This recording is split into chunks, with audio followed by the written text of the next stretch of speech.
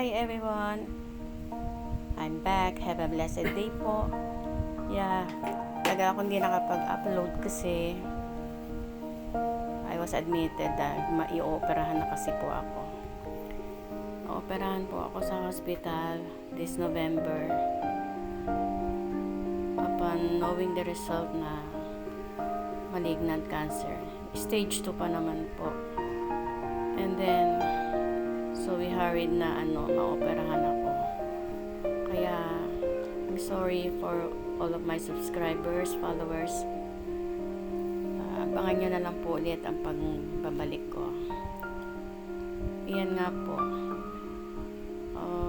Sa mga subscribers ko, babae, may asawa, or seniors,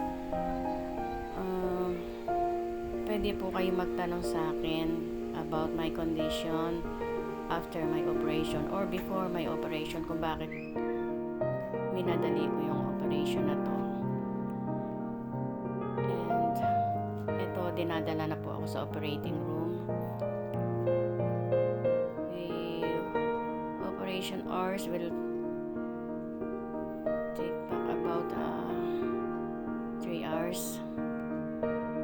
So 7 a.m. dinala na ako before 7 a.m. dinala na ako sa operating room para i-prepare na ako sa operation. And then ayun, it takes about 3 hours talaga na operahan ako. In-injection ako ng epidural and then general anesthesia. Andiyan yung anak ko tsaka yung husband ko, sila ay naghatid sa akin dun sa door. So I stayed there, and then after na operation dinala na ako sa recovery room. Yun ang pinakamatagal, 4 hours ako sa recovery room bago ako ulit dinala sa aking bed. Ito, dinadala na ako sa bed. Yung time na yan talagang mahirap, sakit. Hindi naman masakit yung sugat, kaya parang nasusuka ako. Andun lahat ang aking relatives nga pala. Thank you for my sister, sa aking pamangkin, sa mga anak ko, sa husband ko. They are very supportive talaga. Nakita ko sila agad nung dinadala na ako sa sa room ko mismo. Ayun, pinasok na ako sa room. At nagstay ako siguro dito for about 4 days. 4 days ako nag-stay dito kasi they have to check all my vitals, at saka diabetic din po kasi ako, kaya from time to time chine-check ako ng doctor ko, mga nurses. Kaya ayan po, nililipat na nila ako sa bed para magpahinga. Yung first day ko kasi pa lang ako, liquid muna yung liquid muna, purely liquid meal muna ako. Tapos ang second day, doon binigyan ako ng soft diet. Hindi naman kasi ako nagugutom din, gawa ng may dextrose naman. Ayan, nandiyan na po ako, tapos na yung operation. So yung time na yan, nasusuka na ako dyan. Yun, hinelp ako nung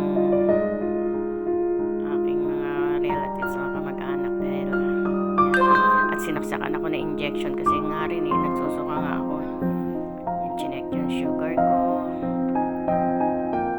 kasi nga tumataas ang diabetes ko. Bago kasi ako operahan, natatakot ako nun sobra akong takot kasi first time ko general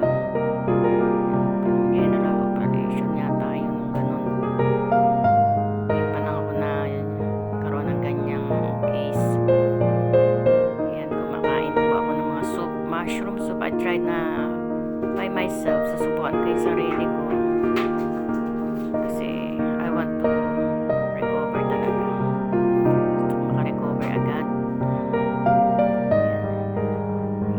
Mga in-intake ko mga milk.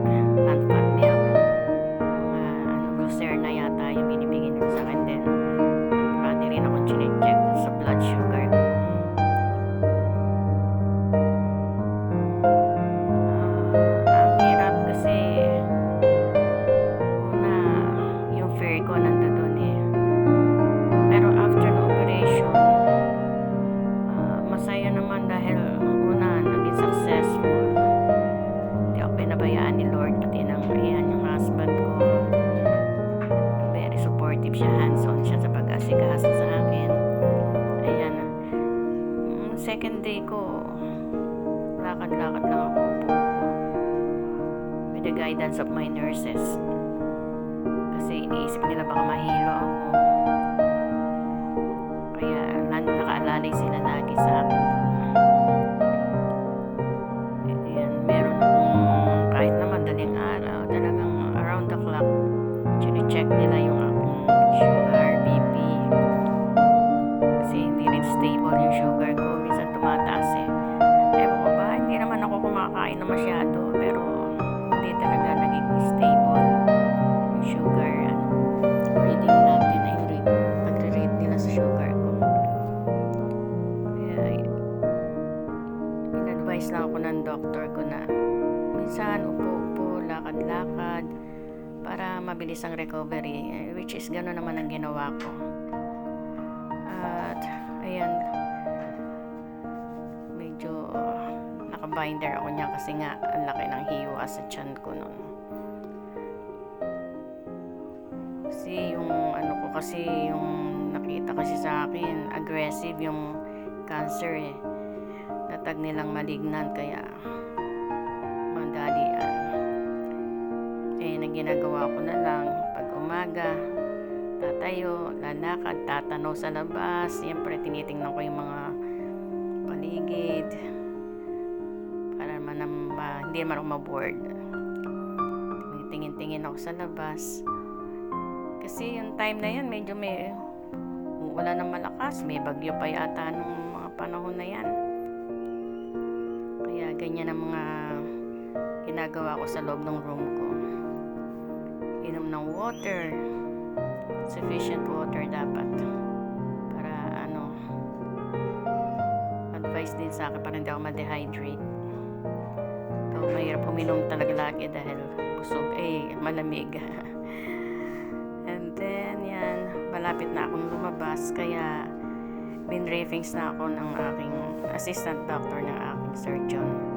Everything na dapat kong gawin or pwede ko ma-encounter during my stay or recovering at home.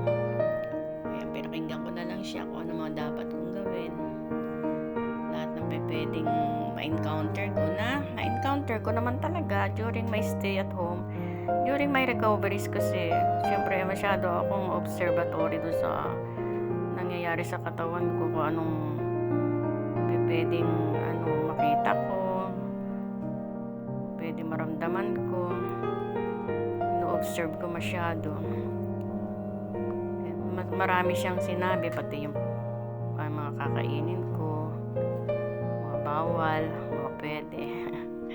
Nino-cover ako ng husband ko. Actually, bawal talagang i-video to nag-ask naman siya ng permission. Pinayagan naman. Kaya lang konti lang dapat, pero sa huli, parang na-cover niya yata ito. Kaya yan guys, ang tagal ako hindi nakapag-upload. At I'm sure I'll be back na ulit sa pagbablog ko.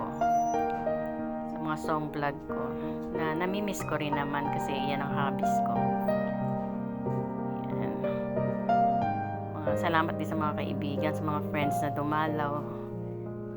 Ayan po, okay na ako, tinanggal na yung dextrose ko at ako i-discharge na, kaya kita-kita na lang ulit tayo by the time na bumalik ako sa vlogging ko, mga song vlogs ko.